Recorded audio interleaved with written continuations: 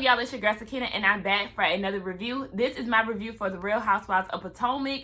This is season 5 reunion part 2. Now, before we get into that, I do want to let y'all know a bit of news. I will be a part of Scotty by Nature. He's a YouTuber here on YouTube. Duh. I'm pretty sure a lot of y'all know who he is, but I will be on his panel tonight at 8. I'm in Atlanta, so it'll be 8 Eastern time, 7 Central time. So just be on the lookout for that. I will be making an appearance, so y'all check us out, okay? I'll put his information in the description box, like I say, even though I'm pretty sure a lot of y'all know who he is. So check us out tonight at 7 Central time, 8 Eastern time. But anyway, let's get straight into this review, right? So the episode opens up where it left off last week, with Andy asking Giselle, you know, what's going on with this whole, what's your response to what Monique was saying about Jamal? So Giselle said, you know, she's not really bothered by it. She's been really transparent with her issues with Jamal. She said that they do have communication issues and it's really because of her. I was like, I mean, that just sounds like an excuse to save him. You know, we have communication issues because of me. Like, okay, whatever. So then, she also said that they had been through worse things. And I said, more like similar things. Like, he's been down this road with you before. He had a baby on you when y'all were married. And he also was, you know, messing with women in a congregation while y'all were married. So this just seems really similar to what y'all had already been through, which is why I'm questioning Giselle and why would she want to go down this road again? Because he's put you through so much, you know, in the past. So then Candiace was like, what would happen? What would you do if all of this was true? Giselle said that we'll cross that bridge when we get to it. Child, she acting like she's not bothered. But even Wendy said, I mean, I see that you're acting like you're not bothered, but I know that you're hurt inside. And she was just saying, no, that's not the case. And she really ain't that bothered. She's fine. And when she called him tonight, you know, they're going to be just fine. I said, girl, you lying. You could have just been real and been like, okay, thank you, Monique, for your information. I'll call him and we're going to see what's up. You know, if there's a problem, then I'll peep it. But I don't know. It just seemed like she was trying to, well, not seem like, she was trying to play it cool. But we all know, girl, you were stuck, okay? Stuck and confused and shook as hell. So we see that they all get down to lunch break. And Monique was saying that she got more in that binder. So, you know, I don't know if she's going to pull it out any further. But she might pull it out when we get down to the whole fight situation. But yeah, Giselle and Robin was trying to act like they wasn't really pressed about it. But like I said, soon as Giselle left, she probably was shook, okay? But my thing is with Monique, right? She said she was in her room talking to Chris and she was like, I'm sick of them trying to go after my family and they trying to talk all this shit during the show. You know, I got something for that ass in that binder. But I'm like, Monique, where was this energy during the show? Where was it? Because you, like I said, was trying to build this relationship with Giselle. This was supposed to be a 2-year ordeal, right? So why would you make it an effort now to befriend Giselle this season when this happened? This was also going down last year. Like, make it make sense. It doesn't make sense. You knew she was plotting, but yet you wanted to be friends with her. Okay, so then we get down to Ashley's segment. And, you know, we go down memory lane with her baby, Ashley, and his booty grabbing scandals, right? So Andy was saying, you know, I feel for you and I do apologize that, you know, you have to go and watch this and relive this all over again 6 months pregnant. Please. She goes through this shit every season. Don't do it. Ashley said that she feels like she doesn't have to defend her marriage. She just responds to the questions that are asked. And she said that Michael isn't at the reunion because he is at a wedding. And I would have liked to seen him there. But whatever, you know. He probably, well, I don't know. He kind of with the shits. He like confrontation, even though he be lying. And like Niecy Dixon said, he be turning beet red. But anyway, yeah. She said that Michael is excited for baby number 2, and she feels like it all stems from him potentially losing his family. He was about to lose you at the end of season 2 and on season 3 when you left, okay? So I'm not buying that excuse because, yeah, you moved out back then, so he wasn't that shook up. A viewer asked, you don't seem to be shocked. You didn't seem to be shocked when Candiace brought you the news of him being in a hotel room with a girl, and you didn't seem that upset when you confronted him about it. So cue in the excuses for Michael. Okay, Ashley said that she doesn't feel bad or whatever. She's not going that hard on him because she wasn't always the best in their marriage. When they separated, she had a little fun herself, so that's why she's not that hard on him. Girl, he embarrass you every season. Every season he do something to make you look like a damn fool. But here you are trying to save him, giving me Rashida vibes. Like, girl, please get the fuck out of here. Like, he embarrasses you on a public platform every season. So move along. Like, I swear, I can't stand when people do shit like that. Anyway, she said that they don't have an open marriage, and yes, Michael is only attracted to women. Lies, okay? And then she said that, you know, they never do anything on the separate end, but he was caught in the hotel, okay? But if they see someone that they're attracted to, then they get down together. Girl, get the hell out of here. They talk about the whole Michael and the stripper thing. She said that she didn't sleep with him, but yet they slept together. They spent the night, and then we seen the video on the Jasmine brand. Sis, he was having a whole conversation laid up in the bed with that girl. Like I said, that was not a stranger. Or if it was a stranger, he was mighty comfortable with her ass. So he was not, he didn't wake up, shook, lost and confused in a stranger's house. Like, ugh. Girl, she loves trying to make excuses for that white man. It just, like, the video said enough for me. She said that she is concerned that it may happen again. And then they talked about how Karen had a lot to say throughout the season about Michael and Ashley. So Karen was like, yeah, I did have a lot to say, but I ultimately want them to make it work for baby Dean. So then Andy was like, okay, well then you got Giselle here trying to make it work for her daughters and with their dad. So what about Giselle?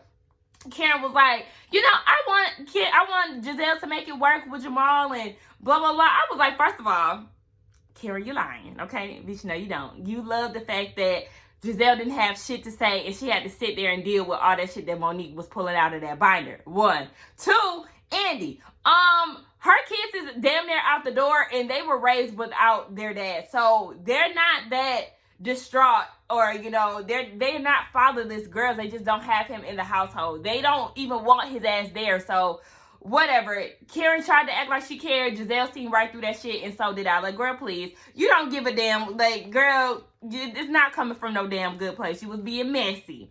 So then they talked about the clip of Michael grabbing the producer's ass. Okay. Ashley, she said that, you know, Michael and the camera guy or the producer, they had a flirty relationship because it was on season 1 at Sharice's party. You could see him in the background grabbing the ass. And she was saying that they have this flirtatious relationship. I said, oh, but he don't like men, okay? But Andy said that she was like, it wasn't that big of a deal.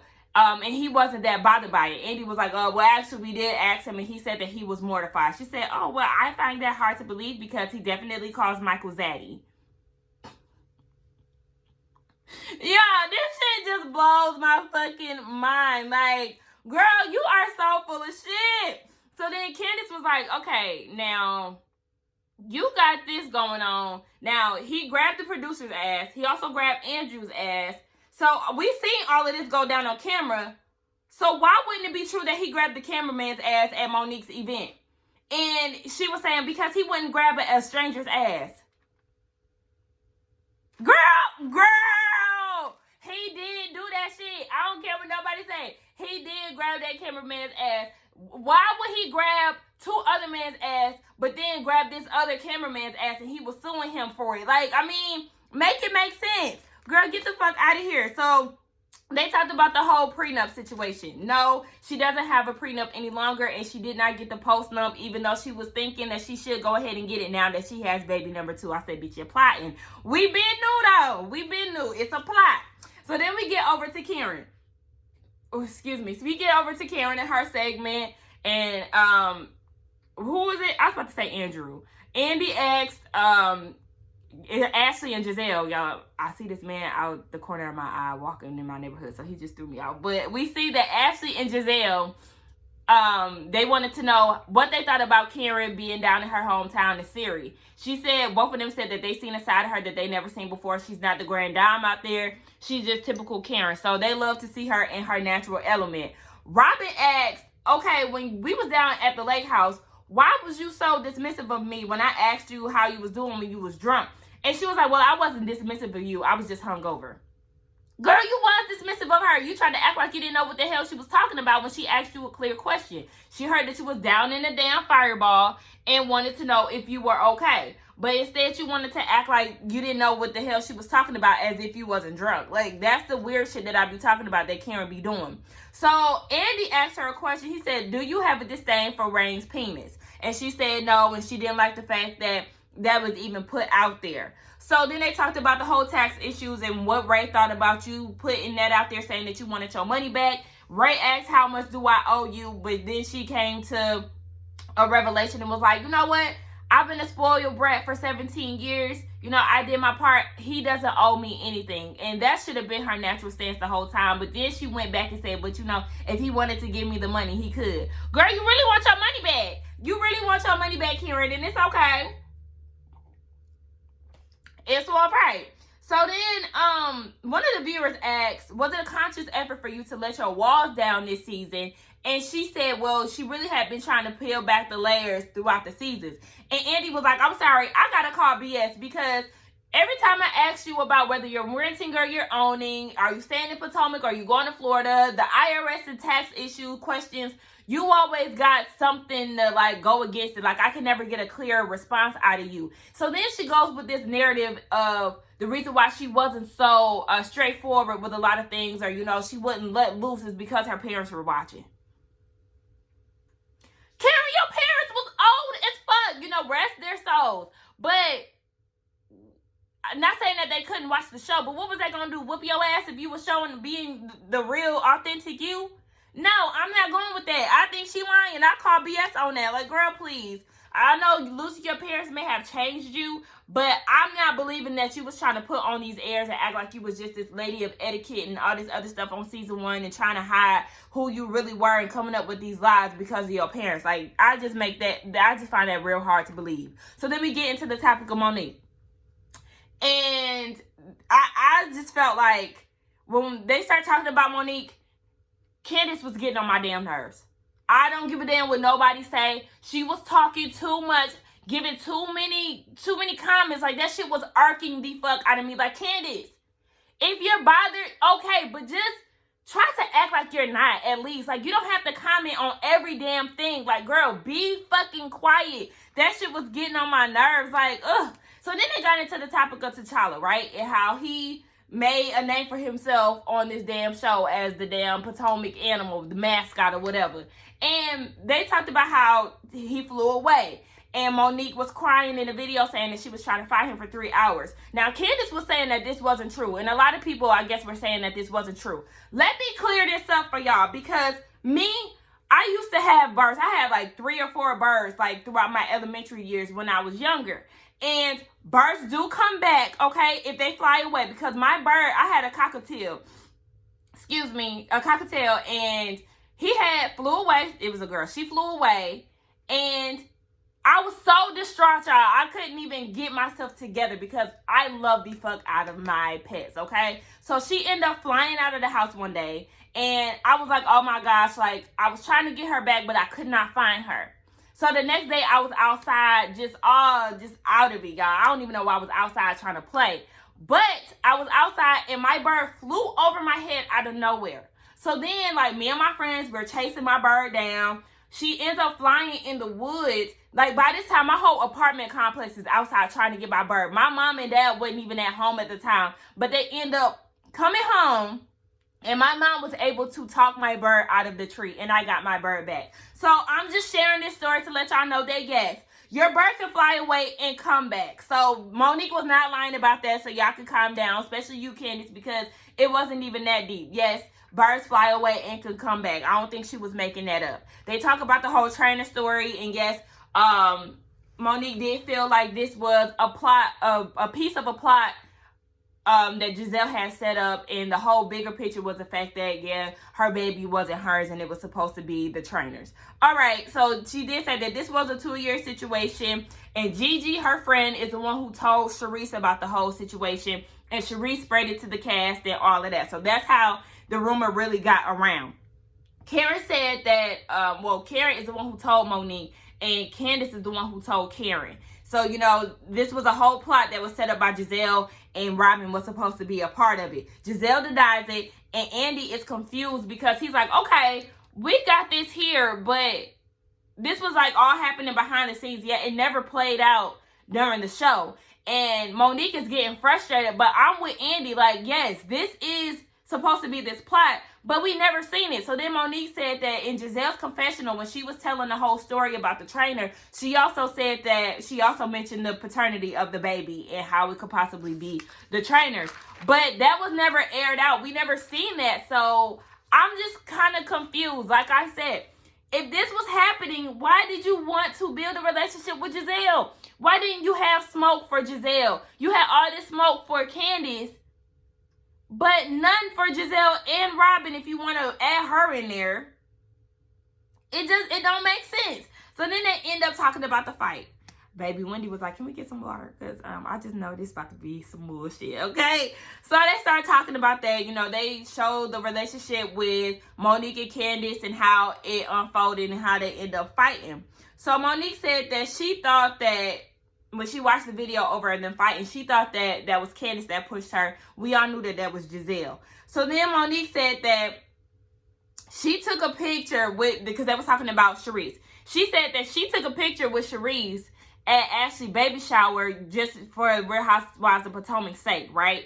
But in the picture, she's standing right next to Charisse. And then throughout the season, I think it was Ashley who said that her and Charisse was at the same table. Now, Monique said that they didn't talk, but if you were able to coexist with her, and not only coexist, but take a picture standing right next to her where you're, you know, touching her and all of this, why were you so upset with Candiace that she brought her to her baby shower?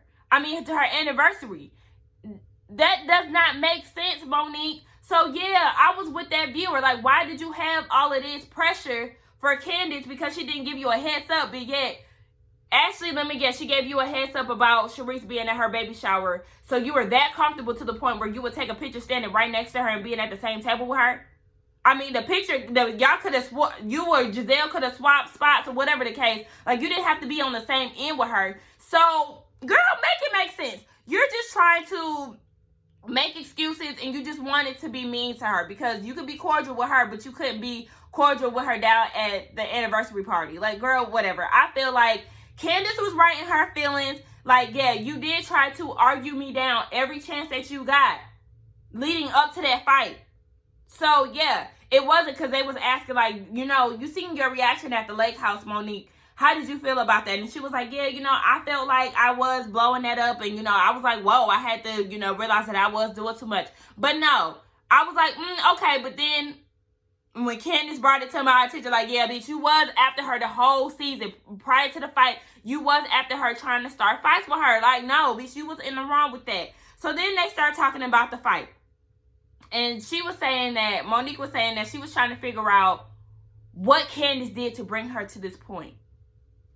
And then she said that what triggered her with the fight is when Candiace was doing this. Like, good night, good night. And when they did that slow-mo, when they showed that she was under her chin, okay, so you did have the right to necessarily be on defense. Like, hold on, wait, bitch. Like, you getting a little too close for comfort. I know they was at a narrow table, but when you're sweeping under her chin, that is a little too close for comfort. So I will give her that.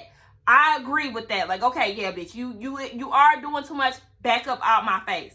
But you did, and Candiace was right with this. You did initiate the fight when you started flipping her hair, because at this point, I'm not physically touching you. Yeah, you are too close for comfort, Candiace. So I'll give Monique that. But when you start flipping my hair, then yeah, bitch. And even then, Candiace didn't even really try to fight you then. She was still talking her shit. Yeah, she was, you know, saying you want to drag me, all of that. And that's when you pull her hair, and that's when y'all started fighting. No, Candiace did not throw a glass, which started the fight, because that's the narrative that Monique is going with. That's not true. That is not true. I gave you the whole thing, that swiping shit. Yeah, I gave you that. But as far as her throwing it, she was tossing glass everywhere. No. She threw the drink on you after you pulled her down. She can't see anything. So yeah, she's trying to do whatever she can to prevent you from, continuously bopping her upside her head. So I was just like, that was self-defense. Like, yeah, she had the right to do that. So go on with that. Monique said it wasn't an attack. Andy said, but you went back for more. And the reason why Monique went back for more is because, Candiace was throwing the whole, you a ghetto hood rat, da-da-da. She was like, okay, well, since I'm fired, because Candiace was saying that you're fired. So Monique was like, okay, well, since I'm fired, I might as well finish you off. So, I mean, it wasn't like a whole blackout thing that Monique was trying to act like, because one minute she blacked out, but the next minute she could recall certain things like, girl, get the hell out of here. And the viewer said, okay, so what was your intentions as far as getting the ladies together? And she said that she more so wanted to apologize to the ladies because she was sorry for putting them in harm's way. And she was like, thank God nobody got hurt. Candiace got hurt. That's the whole thing. Candiace got hurt, and she just really didn't seem to be fazed by that. And Candiace said that she really couldn't watch it, but when she did, she was embarrassed, she was sad, she was hurt that somebody that she could consider a sister would, go to physical blows with her. So, Giselle said that she gets annoyed looking at social media and people saying that she needs to get over it and all of that. And I could understand that because we do have a tendency to be like, oh, here she go with the whole crying thing. And I mean, it is true. We can't tell somebody want to get over something, and they were friends ultimately. So, yeah. I feel her, but the thing that just bothers me is just, I don't know. It just bothers me sometimes when Candiace, like, yeah, you were so snappy, right? You were so snappy with her, and then you get down to the fight, and then you was just, like, crying. Like, you were able to communicate the blows with her, but then you started crying when they talked about the fight. And I understand that it's embarrassing to watch, but I just feel like, sis, say what you have to say and try not to cry. That way you can really say what you can say without, doing all that crying. I don't know. I just don't want her to be doing all that crying so much. Just get your words out. That's what I'm trying to say. Get your words out. Monique was saying that she didn't understand how Candiace develops these narratives in her head about the fight. Girl, you do the same thing. Like, you don't even see where you started the fight. Like, to you, in your mind, you did not start the fight. To this day, you don't feel like you started the fight. And that is what blows me. You touched that girl's hair. You touched a part of her. So that's what started the fight. Like, instead of just saying, damn, I fucked up, you went and blamed it on her still. But yet you change your story around so much. Like, it just doesn't make sense. Like, girl, you're doing too much. Like,